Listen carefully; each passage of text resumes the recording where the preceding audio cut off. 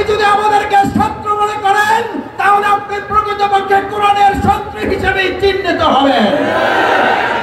আমরা বলেছি পদত্যাগ করো, আর আল্লাহ তাআলা তাকে দেশ থেকে বাধ্য করেছেন। 2024 সালের জুলাই আগস্টের গণঅভ্যুত্থানে আমাদের যে সমস্ত ছাত্র, তরুণ, যুবক, শ্রমিক ভাই এবং বোনেরা জীবন বাজি রেখে এরকম একটা সুন্দর উন্মুক্ত বাংলাদেশ দান করেছেন, সে সমস্ত শহীদ পরিবারের প্রতি শ্রদ্ধা জানাই। যারা 1971 সালে অর্জিত এই বাংলাদেশকে আরেকবার অর্থবহ করার জন্য, স্বাধীনতাকে মানুষের ঘরে ঘরে প্রত্যেকের মাঝে পৌঁছে দেওয়ার জন্য জুলাই আগস্টের এই অভ্যুত্থানকে সফল করেছেন, আল্লাহ তাআলা সেই শহীদদেরকে জান্নাতুল ফেরদাউস নসিব করুন। আহত পঙ্গ অবস্থায় এখনো চিকিৎসা না পেয়ে যারা মুমূর্ষু অবস্থায় জীবন যাপন করছেন, আল্লাহ তাআলার কাছে দোয়া করি আল্লাহ মেহেরবানি করে আমাদের সেই সমস্ত আহত পঙ্গুত্ব বরণকারী সেই ভাইদেরকে সুস্থ করে তাদের পরিবারের কাছে ফিরে আসার তৌফিক দান করুন। সম্মানিত কর্মী সম্মেলনের ভাই এবং বন্ধুগণ, আমাদের এই মাইকের আওয়াজ যারা শুনছেন, আমরা প্রথমেই একটা কথা বলতে চাই, আমাদের এই ভাইয়েরা জীবন বাজি রেখেছেন, তারা কবরে গিয়েছেন এই জন্য যে এই দেশে যেন সন্ত্রাসের কবর রচনা হয়। তারা জীবন বাজি রেখেছেন এই জন্য যে দেশে চাঁদাবাজের যেন কবর রচনা হয়। আমাদের ভাইয়েরা পঙ্গু হয়েছেন এই জন্য যে পঙ্গু অর্থনীতিকে যেন আবার দাঁড় করানো যায়। আমাদের ভাইয়েরা চোখ হারিয়েছেন এই জন্য অন্ধকারের বাংলাদেশকে যেন আরেকবার আলোকিত করা যায়। আমাদের ভাইয়েরা হাত হারিয়েছেন এই জন্য আর কোন আধিপত্যবাদের হাত যেন আমাদের উপরে খড়গহস্ত করতে না পারে।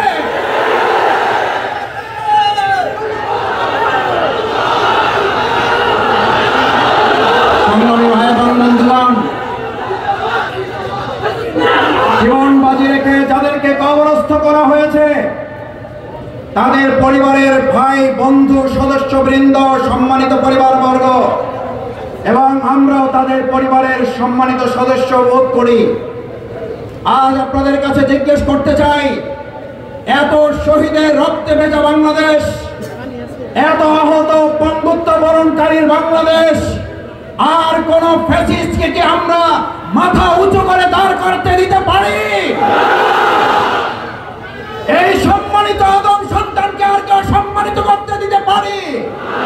যে আল্লাহ আমাদের সম্মান দিয়েছেন, এই সম্মান মর্যাদা সমুন্নত করতে বাংলাদেশ জামাত ইসলামী জিহাদ কোরআনের আলোকে একটা সমাজ নির্মাণ করতে চায়।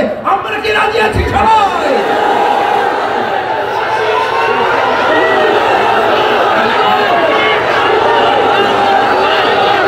সংগ্রামী ভাই এবং বন্ধুগণ, প্রধান অতিথি, বিশেষ অতিথিবৃন্দ মূল্যবান বক্তব্য রাখবেন।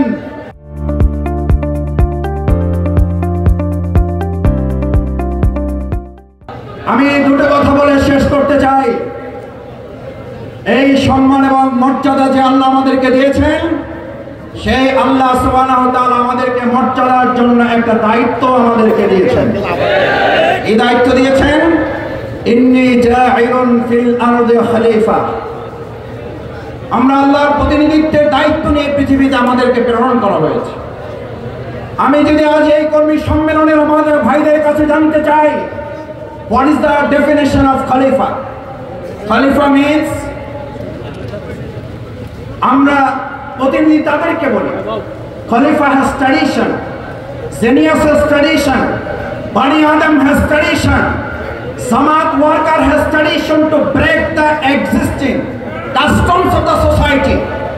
মানুষের তৈরি করা সমস্ত বাস্তবতা মতবাদকে দূরে সরিয়ে ভেঙে চুরে খান খান করে দিয়ে আল্লাহর দেওয়া বিধানালোকে নতুন একটা সমাজ বিনির্মাণ করার দায়িত্বের কারণে আমাদেরকে সম্মানিত করা হয়েছে। আজ নতুন সংস্কারের জন্য বলা হচ্ছে, আর বাংলাদেশ জামাত ইসলামী এখানে ঘোষণা করতে চায়, সংস্কার আজকের কথা নয়, সংস্কারের দায়িত্ব আল্লাহ আমাদেরকে দিয়েই পৃথিবীতে প্রেরণ করেছেন। খলিফা has tradition to break the existing. খলিফার কাজই হচ্ছে আপনি যা বস্তাপত্র পেয়েছেন, যা মানুষের জন্য কল্যাণ, যা মানুষের সম্মান, যা মানুষকে লাঞ্ছিত করে, যা মানুষকে স্বৈরাচার ফাঁসি সোসাইটি, ওখানে নতুন একটা সমাজ আমাকে আপনাকে বিনির্মাণ করে দিতে হবে। এটা কি জামাতের দায়িত্ব না আল্লাহ প্রদত্ত দায়িত্ব? এটা কি আমাদের অধ্যাপক মুজিব ভাইয়ের দেওয়া দায়িত্ব নাকি আল্লাহ প্রদত্ত দায়িত্ব?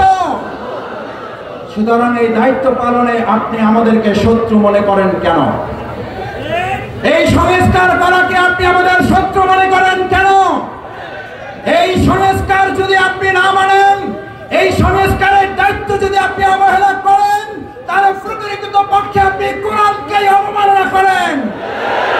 আপনি যদি আমাদেরকে শত্রু মনে করেন, তাহলে আপনি প্রকৃত পক্ষে কোরআনের শত্রু হিসেবে চিহ্নিত হবেন।